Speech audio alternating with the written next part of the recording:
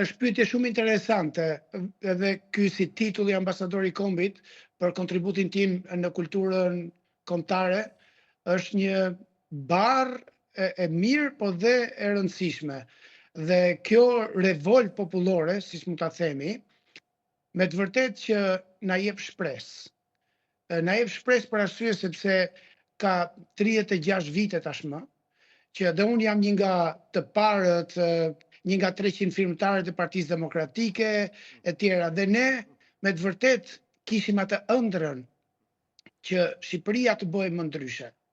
Dhe entuziasmi, sidomos i rinisë sotshme, po gjithashtu edhe për krahë që po jep diaspora në të gjithë botën.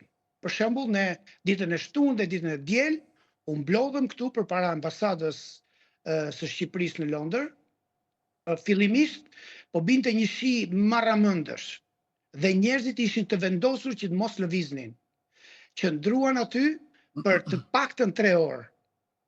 Edhe të shtunën, edhe të dielën. Biles të dielën patëm edhe më shumë njerëz. Pra, shqetësimi ynë tashmë kemi një lloj qetësie, si më thënë. Kemi një lloj shprese që po na den neve të gjithëve, sepse mjaft më.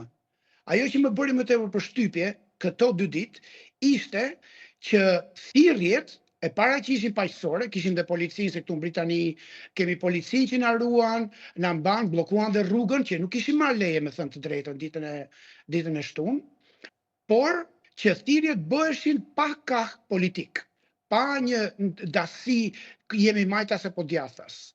Dhe tregon një pjekuri dhe të diasporës, edhe të shqiptarëve të diasporës që mbështesim 100% iniciativën në vendin tonë. E mendon, e ndjen që të ka shkuar dëm ajo firma që ke hedhur në fillim?